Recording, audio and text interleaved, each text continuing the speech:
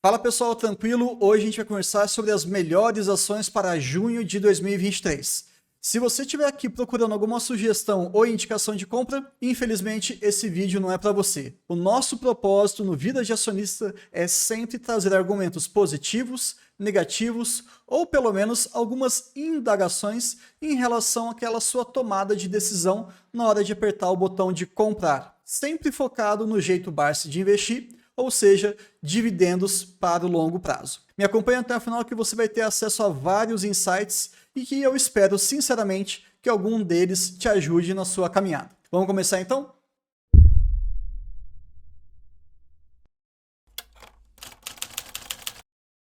Uma plataforma que eu gosto bastante de buscar informação é a Economática. Ela faz vários estudos e boa parte deles é bem relevante. Essa imagem aqui, esse gráfico, para mim trouxe uma noção muito boa em relação ao peso das nossas empresas listadas na bolsa. Percebam aqui que Petro, Vale e Suzano apresentaram os maiores lucros líquidos trimestrais, primeiro trimestre de 2023. Petrobras 38 bi, Vale 9, Suzano 5. Então, elas têm sim uma relevância, muito embora não invista em nenhuma das três. E lembrando que tamanho não necessariamente significa qualidade, mas isso aí vocês já sabem. E um outro dado que me chamou a atenção foi que das 312 empresas que foram estudadas pela Economática nesse artigo, nós tivemos 31% delas apresentando prejuízo, ou seja, aí por volta de 90 empresas.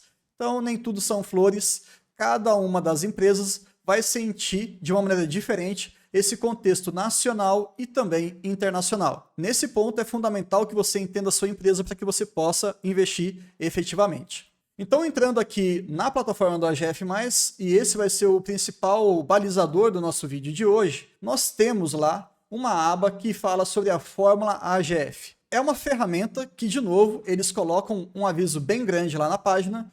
O AGF não faz recomendação de compra ou venda de ações, mas eu gosto desse filtro. Acho que essa palavra ela cai bem. É um bom filtro. Para investir? Não, para você estudar. E aí depois que você estuda e entende um pouco mais, talvez seja interessante tomar a sua decisão para comprar ou não. Lembrando, é claro que eles falam aqui sobre essa fórmula AGF em linhas gerais. É um algoritmo proprietário, ou seja, só eles têm acesso e foi desenvolvido por eles, que vai considerar aí algumas questões de liquidez, o mapa do dividendo inteligente, preço teto médio, preço teto projetivo, entre outros. A gente vai abordar bastante coisa aqui no vídeo de hoje, tá? Para que vocês entendam um pouquinho mais dessa fórmula e como é que a gente pode aplicar esse filtro, que é a fórmula AGF, no nosso aporte, pelo menos mensal. Então, começando essa lista aqui, vamos ter uma pequena discussão sobre Taesa. É claro que eu não quero esgotar o assunto, mas é só para vocês entenderem pelo menos como é que funciona o meu racional, tá bom? Vamos lá. Quando você clica então na Taesa, e eu coloquei aqui o ticker TAE11, o que a plataforma vai te trazer? A cotação atual, quanto que você deve receber de dividendos nesse ano, no ano de 2023, e qual que seria então o seu dividend yield projetado para este ano. Notem que nós estamos ali com 8,5%. Na minha humilde opinião, uma excelente rentabilidade. Outro dado fundamental é o MDI, Mapa do Dividendo Inteligente. Historicamente, a plataforma do AGF puxa ali o seu anúncio de dividendo e não pagamento. É bom vocês ficarem atentos a isso. E pelo nosso passado, nós temos que abril, maio, agosto, novembro e dezembro, Taesa geralmente anuncia esse pagamento. Logo, fazendo um pequeno estudo de 2007 até 2022, Taesa nunca teve uma Datacom em junho. É motivo para você desistir desse investimento neste mês? Claro que não.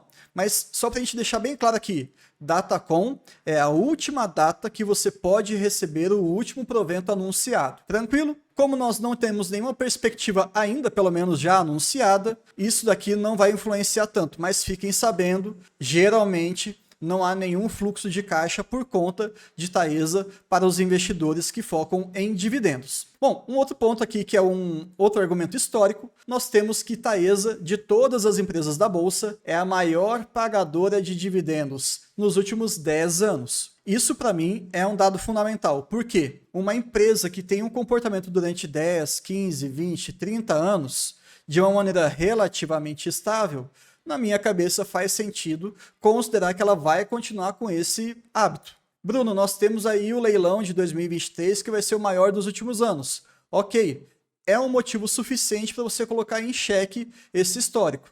Mas será que sozinho vai derrubar? Será que nós não teremos mais dividendos? Não sei, tá? Eu acho que não é suficiente. A gente tem que acompanhar o transcorrer da história para depois o tempo conseguir provar se realmente ela vai se manter como uma maior pagadora ou não. Mas esse dado joga a favor. Uma outra informação interessante que você consegue na plataforma da GF é que quando você olha o DPA projetivo e DPA médio, lembrando aqui, o que é o DPA projetivo? Bom, você pega toda a projeção para o ano vigente, o ano fiscal de 2023. Quanto é que Taesa deve pagar aos seus acionistas? Aqui, pelo menos, nós temos 3,16. Uma boa remuneração, considerando que você pode pagar hoje 36,89. Então está acima dos 6%. Maravilha. E o DPA médio? Você pega o histórico dos últimos 6 anos em dividendos, faz uma média aritmética sem qualquer outro tipo de correção, e aí você chega na divisão pelos 6%. Onde que você vai conseguir com toda essa matemática? O preço teto médio, olhando o histórico, e o preço teto projetivo, olhando o ano atualmente. Na hora que você joga esses três preços, preço teto médio, preço teto projetivo e preço atual, o que a gente enxerga? O preço, a cotação dos dias de hoje, ela está mais barata do que esses dois limites que nós encontramos, pelo menos no jeito Barsi de investir, para que você tome aquela decisão de aporte. É algo comum? Não, não é.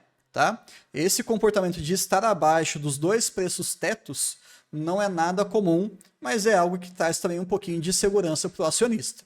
Um outro ponto que eu também gosto de analisar, as empresas elas não são estáticas. Todo mundo que fica separando empresa de dividendo e empresa de crescimento, eu já faço um pequeno adendo e falo assim, amigo, toda empresa é de crescimento, nem que seja para crescer o mesmo que a inflação, porque senão ela está diminuindo. Então, essa conversa, talvez essa caracterização em dois grandes grupos, eu sei que nós temos ali, é uma empresa que tende a crescer mais por apresentar menores dividendos ou nenhum dividendo, ou empresas que crescem menos, mas que pagam mais dividendos. Calma lá. Tá? É muito factível, é muito possível sim você entregar um bom dividendo e você também continuar crescendo.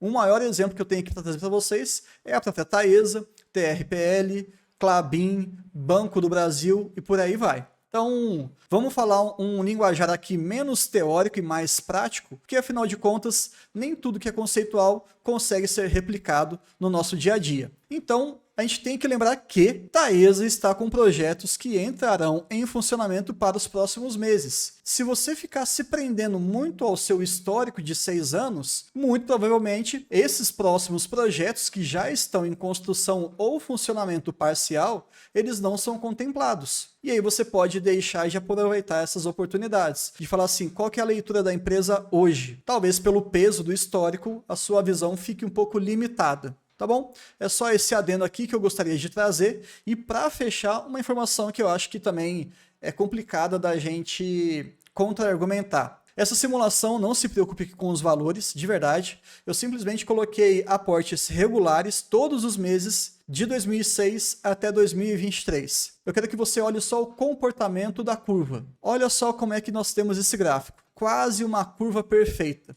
O que isso significa?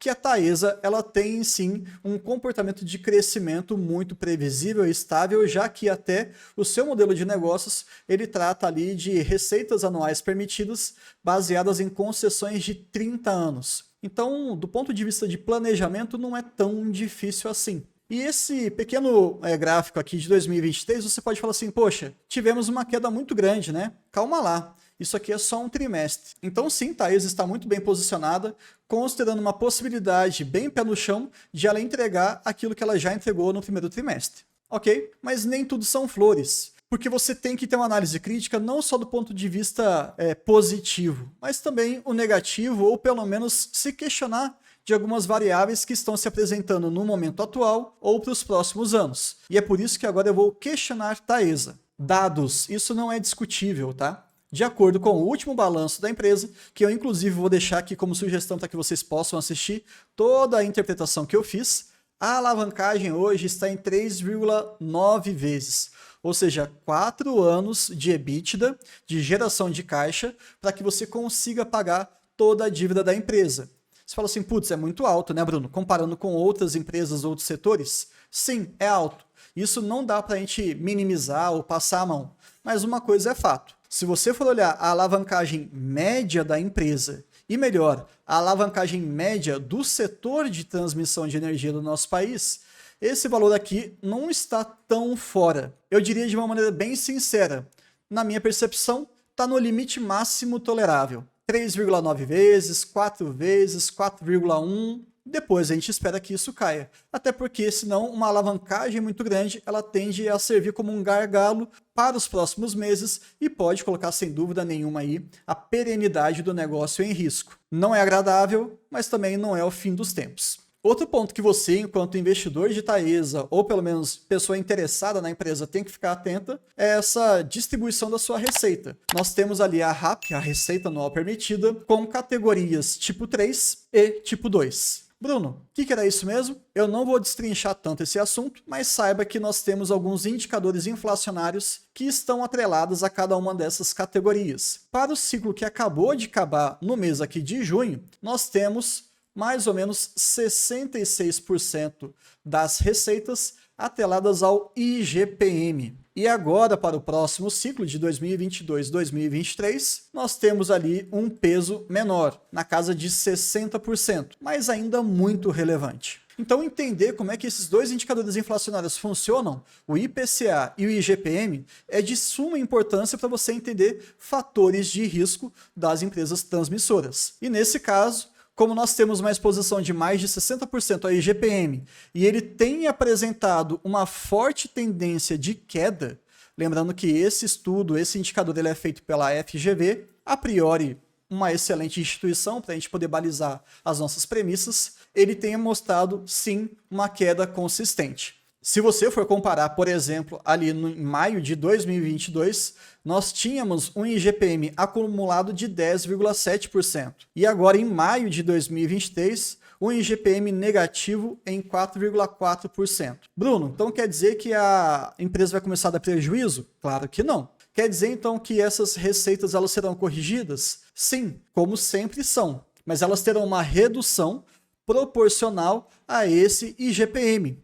Nós temos uma RAP crescente, dados os investimentos, dados os projetos que estão em funcionamento ou que entrarão em funcionamento, porém, quando a gente vai fazer um reajuste de todo o operacional da empresa, nós temos uma pequena redução. Aí, o que você tem que se perguntar? Será que o incremento de novas RAPs está sendo suficiente para que compense essa redução e essa tendência de redução do IGPM e do IPCA?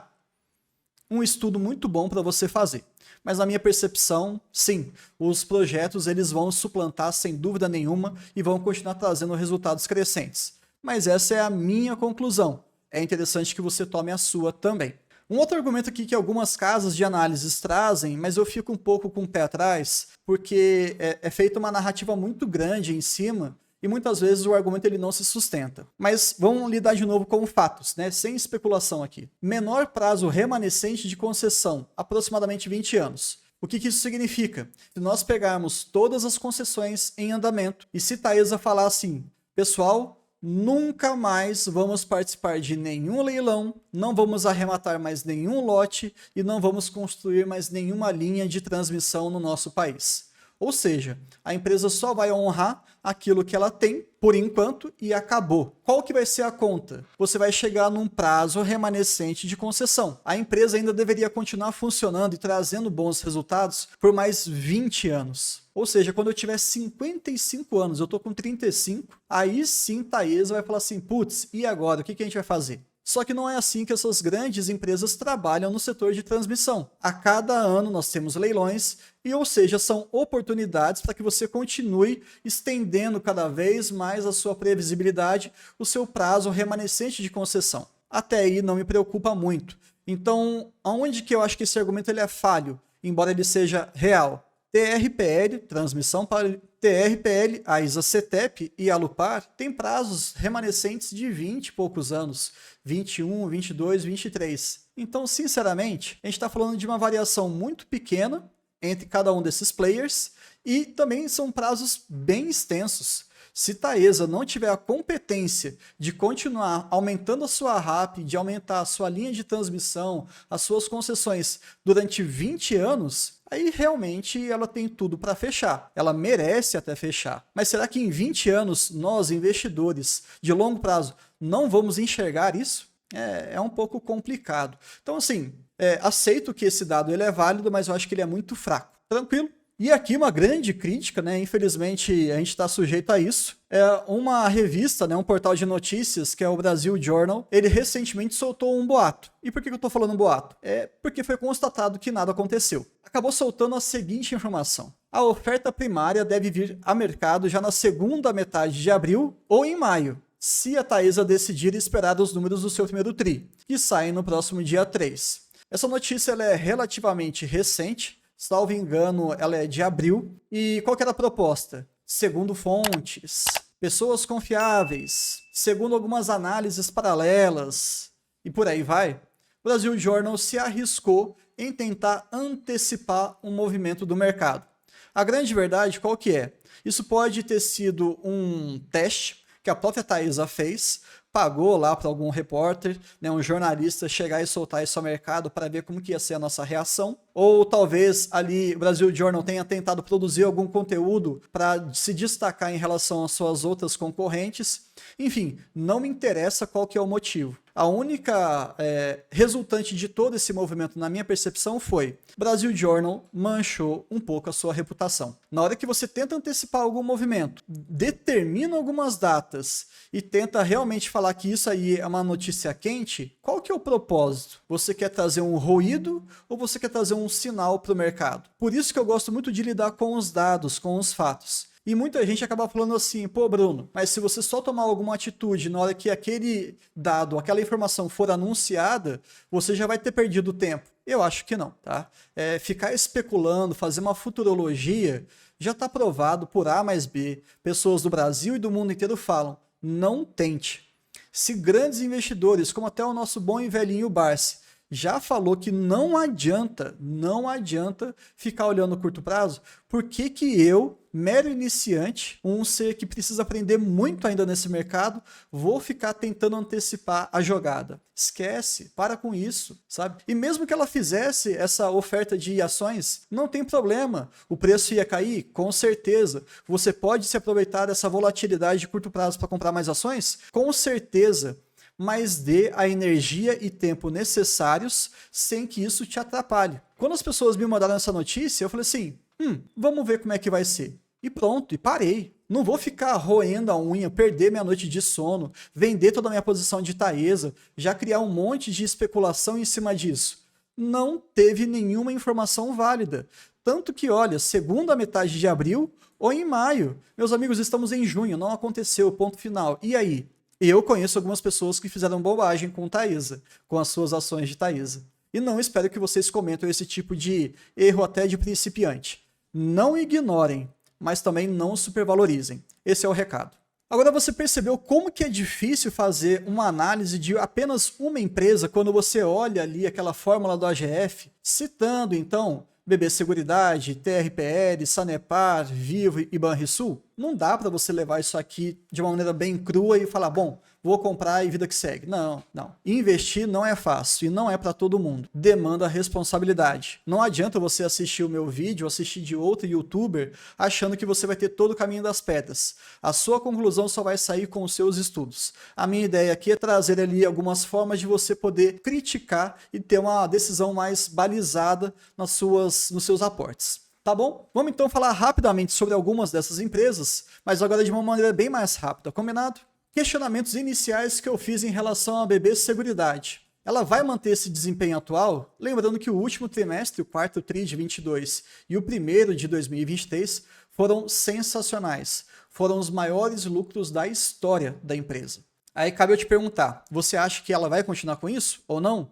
Será que a penetração no ramo em que ela mais atua de seguros tem espaço para crescer? Como é que você, investidor de BB Seguridade, está acompanhando aquele desempenho mensal que ela solta regularmente e provavelmente chega aí no seu e-mail para que você entenda, será que ela está crescendo mais ou menos ou igual do que o próprio mercado de seguros? A gente tem que ficar de olho nisso. É para especular muito? Não, é só para você entender se é algum movimento conjuntural, ou seja, ela foi apenas beneficiada pelo nosso contexto, ou se realmente é algo estrutural, ela está mudando efetivamente de estágio, ficando mais robusta, maior e mais segura. Será que existem opções melhores no setor? Porque muita gente olha assim, poxa, a sinistralidade de Caixa Seguridade é muito menor do que de BB Seguridade. Ah, então eu vou para outra empresa. Mas será que é assim que você tem que comparar essas empresas? E se você quiser entender um pouquinho mais sobre comparação de empresas dentro do mesmo setor, eu vou chamar você aqui para se inscrever no nosso canal. É só você clicar ali em inscrever-se e ativar o sininho, para que quando nós divulguemos os próximos vídeos, que sim faremos comparações de transmissoras, de bancões e de seguradoras, você entenda como é que você deve fazer uma comparação. Lembrando, nem tudo é 100% comparável, então tem alguns pequenos ajustes ali para você enxergar a melhor opção. Ou será que talvez você goste ali de Porto Seguro, que tem uma exposição muito grande em veículo e tem sim apresentado resultados bem consistentes? Se você estuda uma empresa, é importante que você fique de olho nas suas maiores concorrentes. O comportamento desses resultados, afinal de contas, vai realmente continuar? Ou a gente está enxergando aí uma queda de inflação, uma melhora do nosso cenário econômico, o que talvez seja até um pouco incomum, né? Já que o mundo está passando muita dificuldade, mas enfim, são narrativas. Será que esse comportamento, se a nossa condição do país melhorar em termos de juros, de inflação, será que o operacional de BB Seguridade vai conseguir compensar o resultado financeiro dela? Isso aí você precisa ter um estudo prévio, tá certo? TRPL, rapidamente. Nós teremos aí o aumento da receita por conta da RBSE. Você sabe o que é RBSE? Você sabe durante quanto tempo ela vai durar? Como é que isso surgiu? Por que surgiu? Por que nós tivemos no ano de 2022 uma redução muito forte em relação ao fluxo de caixa? Será que saber a composição da RBSE vai te ajudar muito em relação ao seu cálculo de dividendos? Para isso, você precisa saber a política de dividendos. Você sabe? Então, fique de olho nessas questões. É muito importante que você estude um pouquinho de RBSE. Na minha percepção, seremos muito bem favorecidos. Custo da dívida tende a aliviar, já que nós temos boa parte das dívidas atreladas a indicadores inflacionários, salvo engano aí, mais da metade está relacionado ao IPCA. Será então que o custo da dívida vai cair? Pô, se cair é bom, né? Já que empresas do setor de transmissão são alavancadas, e nós temos TRPL menos alavancada do que Taesa, talvez isso aí ajude, até porque nós temos grandes investimentos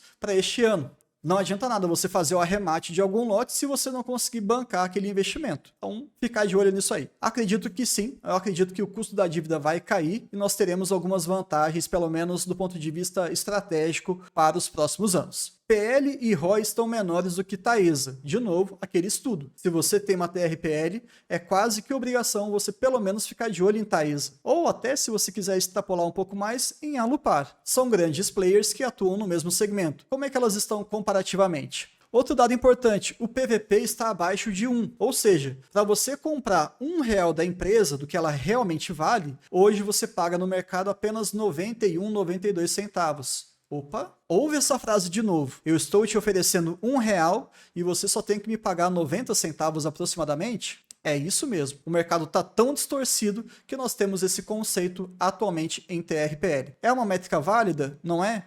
Informação, isso que você tem que ter na cabeça. E para a gente fechar esse pequeno ciclo aqui de indagações, Sanepar, quais os reais impactos do marco do saneamento? Você não sabe ainda como é que está funcionando o marco do saneamento? Você pelo menos acompanhou esse pequeno movimento do governo, bem recente em relação a algumas mudanças, que ainda bem que o Congresso foi lá e bateu de frente, enfim, percebeu uma certa incerteza jurídica nesse ambiente? Você está contabilizando isso no seu custo na hora que você faz o aporte em Sanepar? Ou você só está olhando o histórico e está considerando que ela paga bons dividendos e vida que segue? A gente tem que entender a questão da perenidade. Será que a gente vai ter uma contração do resultado ou não? E uma das formas de a gente observar os números é perceber que o resultado do primeiro trimestre de 23, sim, ele foi bem melhor. É claro que não todas as métricas, mas alguns foram. E aqui já fica o recado para você. Acompanhe sistematicamente cada um dos balanços das suas empresas. Algumas você precisa olhar uma vez por ano, 2 vezes por ano. Outras você tende a olhar as 4 vezes. Eu falo isso porque a cada trimestre que você estuda, você se identifica mais com a sua empresa. Você conhece mais das vantagens e desvantagens. E eu te garanto que a leitura tende a ser, a cada trimestre, mais rápida, até porque a leitura vai ficando mais automatizada. Será que o aumento nos investimentos nos últimos trimestres, ele vai reduzir o pagamento do seu provento? Não sei, mas um fato que é dado é que os investimentos estão aumentando. Então, se eu fosse investidor de Sanepar, eu ficaria satisfeito. Falei, poxa, peraí, ela está crescendo, ela tem as suas concessões, ela tem os seus contratos e ela está expandindo. Todo investimento a gente sempre pressupõe um retorno mais favorável no futuro. E também a gente está falando então aí de previsibilidade e de perenidade. É muito bom. E só para fechar com um pouquinho de notícia, qual que foi a história que deu com o Maringá? Essa discussão começou em 2009, já tem muito tempo. E lembrando, Maringá tem uma relevância importante na receita de Sanepar. A gente tem que se atualizar, até porque no mês de maio nós tivemos aí alguns passos dados. Você está ciente de que agora provavelmente nós finalizaremos esse acordo com o envolvimento aí de um pagamento da Sanepar na casa de 300 milhões de reais para o município? Da onde que vai sair esse dinheiro? Então, pessoal, eu tentei me estender aqui muito, mas é porque era importante. Percebeu a quantidade de perguntas, de detalhes que você tem que ter para investir? E mesmo que você já estude a empresa, mesmo que você já tenha ela na sua carteira, sistematicamente sempre novas informações vão surgir. E isso pode mudar um pouco o seu preço, para mais ou para menos. Aquele intervalo de compra que eu sempre falo aqui para vocês, e essa sim é uma das minhas sugestões, nunca defina um preço estático, tá? Eu gosto de falar sobre intervalos. Ah, Klabin abaixo de 20 eu começo a comprar um pouco, 19 eu já compro mais, 18 eu compro tudo que eu posso, entendeu? Seja um pouco permissível nessa questão. E todo trimestre você tem ali um relatório para estudar, tá bom?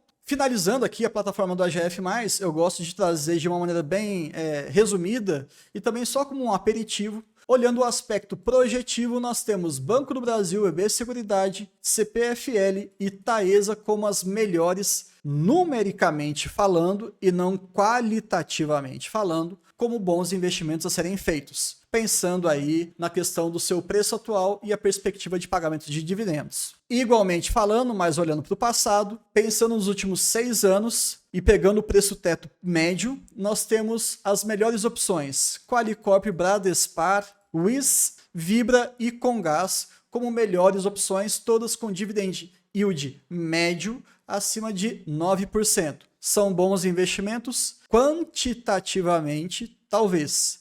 Qualitativamente, provavelmente não. Mas eu deixo essa indagação para vocês. E muita gente todo mês me pergunta: Bruno, o que você está de olho? O que talvez você vá comprar? Quais são os seus preços? Todo mundo sabe que a minha carteira pessoal é a carteira pública também aqui do canal e eu não tenho nenhum problema em falar os meus preços. Até porque também eu não tenho pretensão de acertar nada, eu só quero errar menos. Esse é o meu objetivo enquanto investidor. E eu estou de olho em algumas empresas. Vamos lá. Banco do Brasil, CSN Mineração e Klabin. Nessas 3 empresas eu fiz um vídeo específico em relação ao primeiro trimestre de cada uma delas. Vale a pena você assistir. Eu vou deixar como sugestão aqui o vídeo de Klabin. É uma empresa que eu gosto muito, muito mesmo. E inclusive eu estou esperando receber mais um livro relacionado à empresa, em relação aos seus executivos. E assim que tiver um pouquinho mais de espaço, eu faço mais uma resenha de livros que alguns de vocês têm perguntado. Agora, Taesa e ISA-CETEP são 2 empresas que eu tenho na minha carteira, porém não estão no meu radar para junho. E por quê? Porque eu não sei como é que vai ser o resultado em relação a esses leilões. Diante da incerteza, muitas vezes fazer nada é a melhor coisa que você pode fazer. Ah, Bruno, o preço vai disparar e nunca mais vai voltar para os preços atuais. E você acredita nisso? Sem problema nenhum. Mas eu não consigo mensurar. Eu não sei como é que vai ser. Eu não enxergo se o mercado vai falar assim: putz, Taesa acabou arrematando muito lote. Eu tô achando que ela não vai conseguir. O mercado pode começar a trucar. E aí pode ter uma depreciação da cotação. Ou talvez essa CETEP se destaque absurdamente e arremate vários lotes e o mercado fala assim: putz, agora foguete não tem ré. E o preço fique muito caro e ela deixe de se apresentar como uma oportunidade interessante de investimento. Mas o grande recado final qual que é? Oportunidade sempre vai ter nesse mercado. Eu não estou preocupado com isso. Eu, Bruno, acho muito mais fácil avaliar essas 3 empresas, CSN Mineração menos, tá? Porque ela é naturalmente difícil. Mas Klabin e Banco do Brasil, eu acho que elas são muito mais fáceis da gente enxergar se estamos sim diante de uma oportunidade de compra ou não. E Taesa e TRPL, sabe o que eu vou fazer? Eu vou aprender, eu vou observar como é que vai ser cada um desses leilões, o que as empresas vão reportar, como elas vão se colocar. E aí sim, depois que a gente enxergar alguma volatilidade, alguma nova oportunidade, talvez eu compre sem dúvida nenhuma. Essa, para quem não sabe, tende a ser a minha carteira de longo prazo. 5 ativos que eu quero manter durante décadas. E aí você deixa aqui no comentário pra gente, por favor, quais são as empresas que você quer colocar na sua carteira de longo prazo. E dependendo das respostas, a gente pode até fazer alguma análise de carteira se vocês quiserem. É claro, deixa lá no comentário que você gostaria de uma análise, permitindo que eu faça essa pequena exposição, e aí eu trago para você, por que não, alguns pontos positivos e negativos. Combinado? E até o próximo vídeo.